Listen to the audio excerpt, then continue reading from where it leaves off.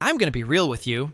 I told myself I'd keep this one short today, but who am I kidding? Because when it comes to the Cleveland Browns, when it comes to what we all just witnessed, there's no such thing as short. There's too much emotion, too much confusion, too much history. I expected them to get their butts kicked. I did. I went into this game saying, you know what? Maybe we'll get a fight, maybe we'll see some spark. But deep down, I already knew. And sure enough, they got their butts kicked. The offense. Completely lifeless. And yet, Myles Garrett, this man, this absolute superhero in shoulder pads, goes out there and racks up 5 sacks in a 19-point loss. Like, do you understand how insane that is? 5 sacks in a game, your team loses by nearly 3 touchdowns. That right there. That's Myles Garrett's entire Browns career summed up in one depressing, poetic stat line. Dominating, fighting, doing everything humanly possible. And walking off the field with nothing to show for it but frustration. You could see it. He was boiling out there. Throwing helmets, yelling, visibly done with this lack of offensive effort. And honestly, I can't blame him. Because if I were him, I'd feel the same way. You're putting in superhuman effort, and your offense looks like it's running Windows 95 out there. Just stuck, frozen, malfunctioning. Dillon Gabriel, and I said this last week, looks like a quarterback simulation that keeps glitching. No touchdowns, no spark, no rhythm. It's like watching an AI who knows how to almost play football. And I mean almost. And yet, here we are, 4 games into the Dillon Gabriel experiment, and everything I said was going to happen. Happened. It's like watching a bad rerun, except it's our team. Every snap, every drive, you can feel the energy in the stadium just deflate. And now, we're left asking the same old question. What are the Cleveland Browns doing? What's the plan here? Because Jimmy Haslam, he opened his mouth last week, and the man hinted that Dillon Gabriel might be getting an even longer leash. Let that sink in. A longer leash. And here I am, trying to do my best to gather all the information I can for you and share it with you. Please leave your likes and comments, and I would be grateful if you subscribed. Let's continue. Diana Rossini was out there talking to owners all week, doing her thing, and she comes back saying Haslam essentially believes in giving Gabriel more time. More games, more rope. And listen, I get it. You want to see what you've got. You want to be patient. But come on, man. We've seen enough to know this ain't it. And then there's the Shedeur Sanders situation. Jimmy Haslam said, and I quote, "He's a serious football player." No noise inside the building. Comes to work. Trying to get better. All that standard PR stuff. But between the lines, what I heard was that Haslam still plans to give both Shedeur and Dillon their chances this season. Which, fine, I get it. But if Dillon Gabriel is supposed to be the guy for now, how much longer can you justify keeping him out there? Because that performance we just saw, that wasn't NFL football. That wasn't even CFL ready. I'm tired of pretending. I can't do it anymore. I can't sit here and act like we're evaluating a real starting quarterback. We're not. Every time I watch Gabriel drop back, I'm reminded that he's not Drake May. He's not any of these young, dynamic guys making plays across the league. He's just there, existing in the pocket. Watching him is like watching someone rehearse quarterbacking instead of actually doing it. And it's not just him. When Quinn Jensen goes out, this whole offense collapses. Dylan Sampson gets yanked around like he's still in Pop Warner. Nobody can get open, nobody can block, and the few times someone does make a play, it's like the football gods immediately delete it from existence. This game wasn't close, not for a single second, and I'm done pretending that this is somehow part of a process. The off-ramp is right here for anybody who still believes in this quarterback experiment. Get off while you can. We gave him a shot. We didn't trash him early. We stayed patient. But at some point, you gotta admit what your eyes are seeing. This is CFL-type football. You can't win in the NFL playing like this. And yeah, I know what's coming next. Tomorrow, UCSS will toss us the same question they always do. Well, what did you expect? And I'll tell you what I expected. Competent football. That's it. Just basic functional football. Not magic, not perfection, just competence. But we're not even getting that. Now here comes the big moment. The Browns hit their bye week. Shedeur Sanders was seen in street clothes with this mysterious back injury, which may or may not be real. Dillon Gabriel's future, completely up in the air. And we've got the trade deadline right around the corner, November 4th. So now we're looking at 4 possible scenarios. Option 1, Shedeur Sanders gets traded. Option 2, he becomes the starter after the bye. Option 3, Dillon Gabriel somehow, by divine intervention, keeps the job. Option 4, both Dillon and Kevin Stefanski are done. And honestly, that last one's starting to feel the most realistic. If I had to put Kevin Stefanski's heat index on a scale from 1 to 10, 10 being, you're fired, it's just a matter of time. I'd say he's sitting at a 7.5 because I don't know how he saves this. I really don't. Jimmy Haslam came out and gave Stefanski a vote of confidence recently, said all the right things. He even admitted, and I respect this, that he messed up the Deshaun Watson trade. He said, "We put Kevin in a tough spot." And I get that. I do, but that excuse doesn't last forever. You can't keep saying, "We believe in him," while the product on the field looks like this. You can't keep handing out trust when it's not being earned. This team is now 2-6, halfway through the season, and they look like they're already mentally packing for January.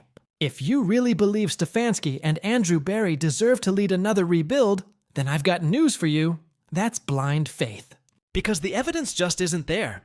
And look, I'm not saying a quarterback switch will fix everything overnight, but it's got to look better than this. Because it can't look worse. What Stefanski's doing to motivate this team, it's not working. His in-game management, not working. The penalties, the lack of discipline, the confusion, it's all a reflection of coaching. And I know people will say, "Gee, Bush, you're just being emotional. You're overreacting." No, man. I'm reacting to what's right in front of me. Myles Garrett gave you 5 sacks. That's more than some defensive ends get in an entire season. And it still wasn't enough. You can't waste a generational player like that. You just can't. Now, I listened to Kevin Stefanski's post-game presser, and I swear, man, this dude sounds like he's reading off a script that hasn't changed in 4 years.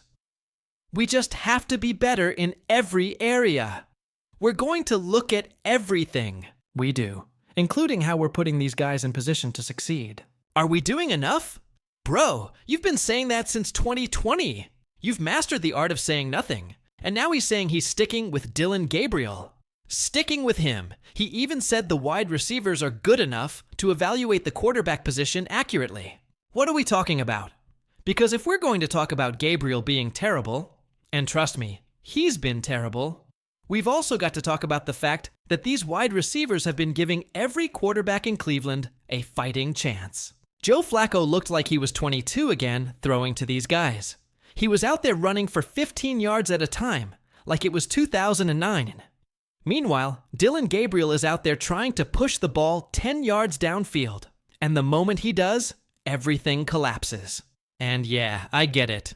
Quinshon Judkins was out with a shoulder injury. But come on, this offense without him looks like dog water. You're asking DG to carry an offense that he clearly cannot carry. It's malpractice at this point. Everybody knows what he is. And listen, I'm not some Shedeur Sanders cultist, all right? You can call me Shedeur Glazer all you want. I've said before that I actually don't want Shedeur to start right now. I wanted Dillon Gabriel to be just good enough for Stefanski to look the fan base in the eye and say, "See? He's fine." But no. The first time he tries to push the ball beyond his 6.1 yard average depth of target, disaster strikes. You saw it. We all saw it. Balls sailing behind David Njoku. Deep passes dying in the air after 20 yards. Isaiah Bond out there. Running routes like he's trying to get arrested again instead of open. Jerry Jeudy. 0 targets for 3 quarters. How do you even manage that? The whole thing is broken, and yet Stefanski's standing there acting like the problem is going to fix itself. And listen, I got nothing personal against DG. I like Hawaiian players. I messed with Marcus Mariota back in the day. I even rooted for Tua before he started talking too much in the media. But this right here, this isn't it. If Shedeur Sanders is supposedly not ready, then Dillon Gabriel is not it. Zero period. Because what I just watched today was a clinic in what not to do as an NFL quarterback. You want to talk about bad reads? We could talk for 20 minutes about all the open looks Kevin Stefanski actually schemed that Gabriel just missed. He's got happy feet and clean pockets, bad play action mechanics, bad handoffs. And no, it's not just because he's short. It's because he's rattled. You can see it in the tape. He's in the pocket, clean protection. And what does he do? He panics.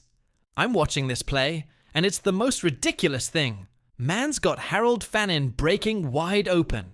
Underneath, and instead of hitting him in stride, DG holds, hesitates, stares into the void, and just throws the ball into the ground like he's being haunted by ghosts. Intentional grounding. Like, bro, what are you seeing out there? You're supposed to be a supercomputer, right? Process information faster than anyone.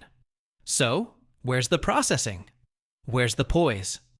You had time, you had protection, and instead, you decided to just eject. It's like watching a quarterback short circuit live on air. And then we get to the interceptions. Lord have mercy. The first one? It's not even a Madden level throw, man. I don't even throw picks like that in Madden. He's got David Njoku fighting to get open, doing everything he can to make something happen, and DG just gifts the defense a Thanksgiving dinner. Straight up meatball sandwich to the defender's chest, and I'm watching that thinking, maybe Dillon's in on it. Maybe he's part of the Shedeur co. Maybe he's low-key trying to get benched so Shedeur can take over. Because there's no other logical reason to throw a ball like that, unless you're tanking for your own backup. But nah, it gets worse. That second pick? Oh my God. He crow-hopped into it. You could see him load up like a little leaguer trying to throw from center field. He put every ounce of strength he had into that throw. Crow-hop, pat, release. And it still died mid-air. Just fluttered up there like a wounded pigeon, waiting for someone to pick it off. And when you see stuff like that, and then the camera cuts to Myles Garrett sitting on the bench by himself, helmet off, staring into space after recording 5 sacks, breaking his own franchise record. You can just feel the pain. That man gave everything. 5 sacks. And the offense still couldn't move the ball. You got Grant Delpit hurt, Garrett looking like he's questioning his life choices, and Kevin Stefanski standing there pretending 21 of 35 for 2 picks and a safety is progress. We're sticking with him through the bye week, he says. Oh, great. Let's keep doubling down on disaster. And then you listen to Myles talk after the game. Man's still a leader, still positive, still talking about young team, young quarterback. We just gotta help each other. But you can hear it in his voice. He's tired. He's fighting. But he's tired. And I'll be real with y'all. Either Kevin Stefanski or Myles Garrett won't be here next year. Because one of them's gonna break first. I gotta wrap. This up, I'm still on the road. Wi-Fi's terrible. I probably shouldn't even be uploading this. But I had to say it. We're heading into the bye week. And while some folks think it'll be quiet, I think the rumblings of number 12 are about to get louder. Real loud. Because if this offense keeps trotting Dillon Gabriel out there like he's a franchise quarterback and pretending everything's fine while Myles Garrett's over there losing his mind on the sideline, this fan base isn't going to stay patient much longer. So yeah, be great, be phenomenal. And if you stuck with me through this rant, I appreciate you. Like the video if you're as frustrated as I am, dislike it if you think I'm crazy, I don't care. Either way, we'll be back soon. Because trust me, the story's far from over.